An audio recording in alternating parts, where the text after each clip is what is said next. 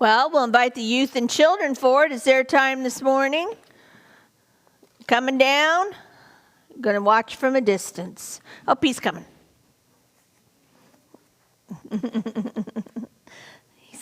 Come on and sit down here.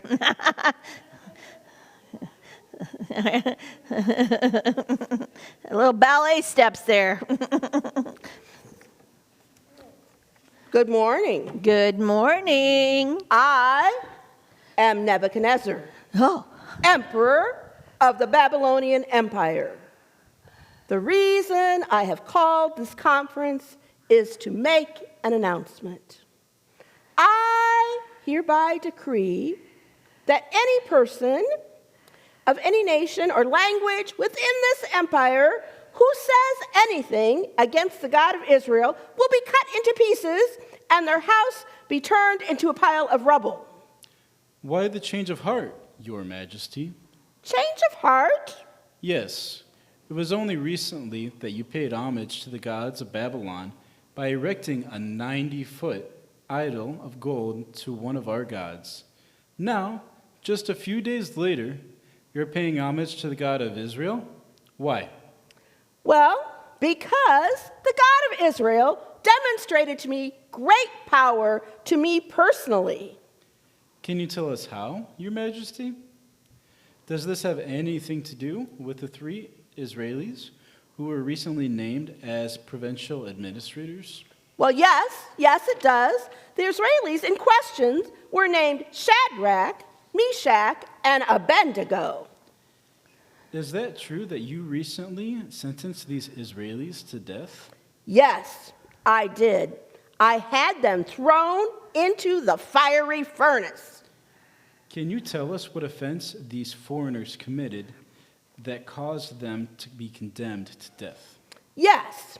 As you know, after I built the golden idol, I announced a decree that when the religious musicians began to play the music honoring the idol, all the subjects in all the nations throughout the empire would bow down and worship this golden idol.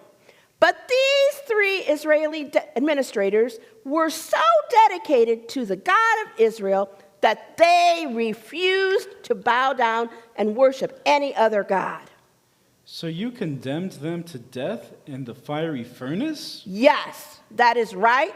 I was so infuriated that I had the fire in the furnace set 7 times the normal amount of fuel for the fire. The fire was so hot that some of the soldiers who were standing outside were killed. How did the deaths of Shadrach, Meshach, and Abednego contribute to the change of heart? Well, that is just the point. Shadrach, Meshach, and Abednego didn't die in the fire. Are you saying that you didn't throw them in the furnace? Oh, on the contrary, I had them thrown into the furnace, but all 3 of them survived the fire. How badly were they burned? They weren't even burned at all. The fire didn't even singe their clothing. It must have been some sort of trick. I would have thought so if I hadn't seen it for myself. I looked directly into that furnace, and I saw all 3 of them walking around in the furnace with all the flames all around them.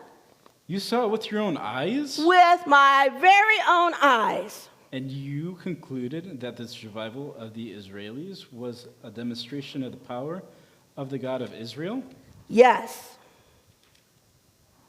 What made you conclude that it was their God who saved them and not something else? Because when I looked into the furnace, I not only saw 3 men alive, I also saw a 4th person in there as well. This person looked like a man, but he had a different appearance. I believe it might have been an angel of God from Israel who was sent from heaven to save these men from death. So after they survived the fire, you allowed these men to live? Yes, and I restored them to their former positions as administrators. What about the 90-foot golden idol? Will you still insist that your people worship the idol? No, the God of Israel has shown himself to be far superior to the God represented by the idol of gold. I consider the cost of the labor and materials of the idol to be a complete waste of time and money. I'm having the idol torn down and the materials used for other purpose. I have found a true God worthy of worship. You would all do well to worship the God of Israel too. And may the God of Israel bless this empire. Let's say a little prayer. Dear God, thank you for always being with us and loving us. We love you, God. We love you, God. You are awesome, You are awesome, almighty, almighty, and all-powerful. and all powerful. And all God's people said, Amen.